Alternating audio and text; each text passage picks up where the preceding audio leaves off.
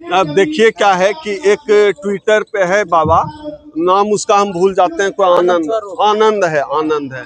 असल में देश में कुछ बाबा सिलेक्टेड हैं जिनको मानसिक चिकित्सालय की जरूरत है। सरकार को चाहिए कि ऐसे कुछ, कोई महिलाओं के खिलाफ कभी बोल देता है, कोई कॉन्स्टिट्यूशन के खिलाफ बोल देता है, कोई देश के खिलाफ बोल देता है। सरकार को चाहिए कि ऐसे गधे बाबाओं को बांध कर जंजीर से जकड़ के रखे और ऐसे बाबाओं के करीब लोगों को जाना नहीं चाहिए।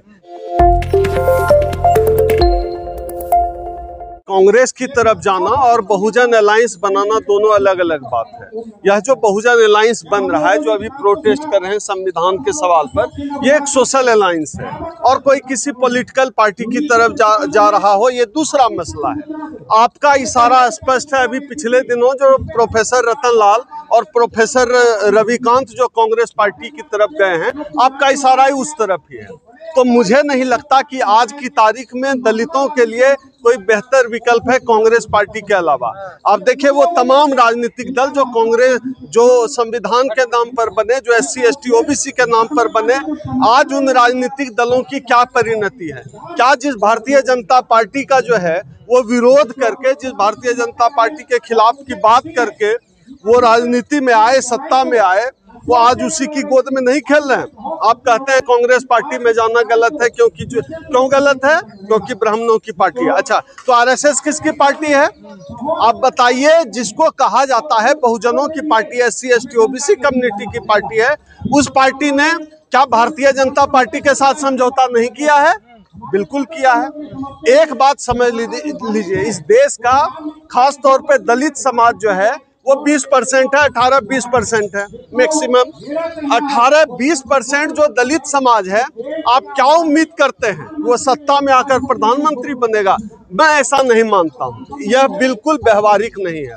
हम अलायंस का क्या होगा इसका? हम बार्गेन कर सकते हैं, हम जो है सत्ता में भागीदार हो सकते हैं, हम एक प्रेशर ग्रुप की तरह काम कर सकते हैं, ये हम कर सकते हैं। और बहुजन अलायंस की जहाँ तक बात है, एक सोशल लेवल का यह बहुजन अलायंस है।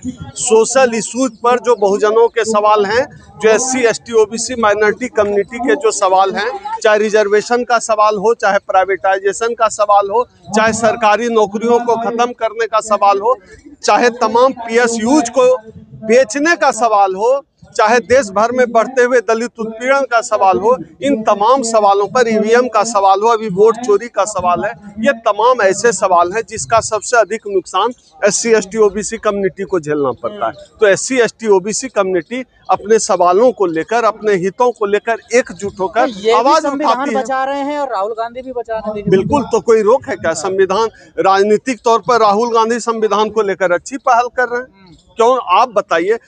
एक पार्टी संविधान पर हमला कर रही है, दूसरी पार्टी अगर संविधान बचा रही है तो गलत क्या है?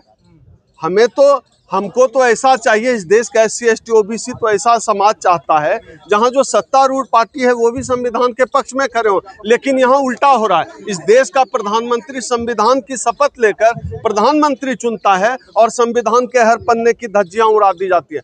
आज देखिए, अभी election commission of India constitutional body है, अभी क्या हालत कर दी है इलेक्शन कमीशन ऑफ इंडिया की।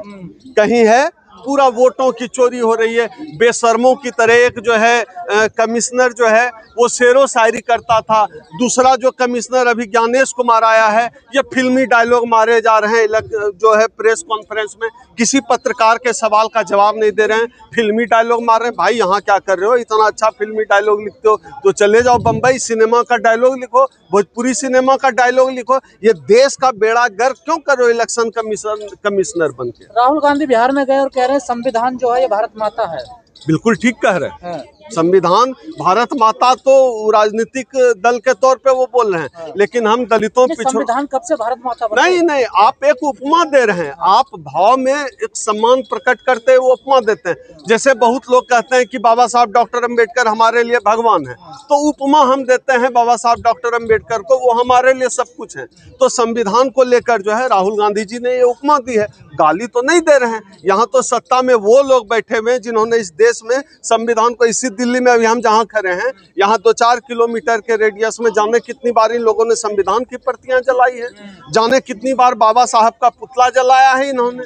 तो इस स्थिति में अगर कोई संविधान को कोई भारत माता कहे, कोई बाबा साहब को भगवान कहे तो स्वागत है। हम तो चाहते हैं कि सब लोग संविधान का सम्मान करें, वो लोग भी करें जिन्होंने संविधान की शपथ ली और संविधान के हर पन्ने की धज्जी उड़ा दें, उड़ा दिया, वो भी संविधान का जो है सम्मान करें। आज बहुजन अलायंस भी कह रहा है कि संविधान को बचाना है, आप भी कह रहे हैं संविधान को बचाना, लेकिन तमाम बाबा ऐसे हैं जो कह रहे हैं कि बाबा साहब ने संविधान लिखा ही नहीं है। अब देखिए क्या है कि एक ट्विटर पे है बाबा, नाम उसका हम भूल जाते हैं, कोई आनंद है।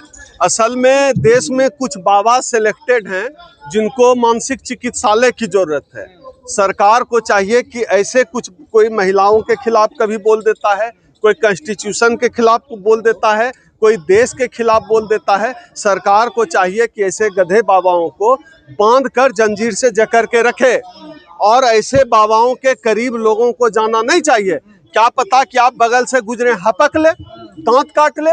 उनकी मानसिक दशा तो यही है ना बाबाओं की, वो दिमागी रूप से नहीं, कितने पढ़े लिखे हैं, वो देश में रह के संविधान के खिलाफ बोल रहे हैं।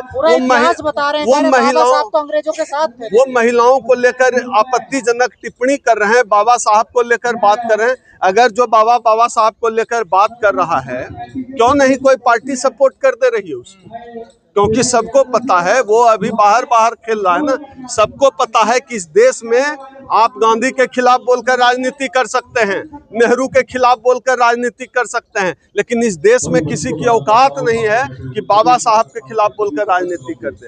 तो छुपा कर कहां से ट्विटर पे आता है, अनाप शनाप लिख के गायब हो जाता है। ऐसे लोग बहुत जल्दी पागल खाना में पाए जाएंगे, नहीं तो देखिएगा कहीं सड़क किनारे खड़े होकर बाल नोच रहा है। अरे इतिहास गवाह है कि बाबा साहब अंग्रेजों के साथ थे। देखिए, नहीं, बाबा साहब अंग्रेजों के साथ नहीं थे। बाबा साहब इस देश के जो अनटचेबल, जिनको बाबा साहब अनटचेबल्स कहते थे, जिनको हम लोग दलित कहते हैं, बाबा साहब अनटचेबल्स के हितों के साथ थे और बाबा साहब ने अनटचेबल्स के हितों के लिए सबके साथ समझौते किए और करना था, क्योंकि हमारे लिए आज़ादी के वो मायने नहीं थे जिनके लिए आज़ादी के कुछ और मायने रहे होंगे। हमारे लिए, हम तो जानवरों से बदतर जिंदगी गुजार रहे थे। हमको तो इस देश में अनटचेबल्स जिनको कहा बाबा साहब ने, उनको तो दूर खड़ा रख के गांव से बाहर दक्षिण टोले में बसाया जाता था। हमसे तो उनकी परछाई और पवित्र होती थी। तो हमारी आज़ादी की लड़ाई और उनकी आज़ादी की लड़ाई में अंतर था। बाबा साहब डॉक्टर अम्बेडकर ने कहा है कि जो अगर देश और समाज में मुझे चुनना पड़ा तो मैं अपने समाज को चुनूंगा, और जहां देश को चुनने की बारी आएगी देश पहले होगा। तो बाबा साहब ने इस देश के लिए जो कॉन्स्टिट्यूशन, बाबा साहब से डरते हैं ये जितने बाबा हैं, संविधान से डरते हैं। इनको बाबा साहब से नफरत है। इसलिए नफरत है क्योंकि आप उनको कल तक कहते थे प्रणाम बाबा, कल तक कहते थे ब्राह्मण बड़ा महान होता है, पंडित बड़ा महान होता है। अब आप उसका सर्टिफिकेट चेक करते हैं तो उसको डर तो लगेगा ही। पहले वो जाति के नाम पर उत्पीड़न करते थे, जाति के नाम पर गालियां देते थे, तब उनसे कोई कुछ कहता नहीं था।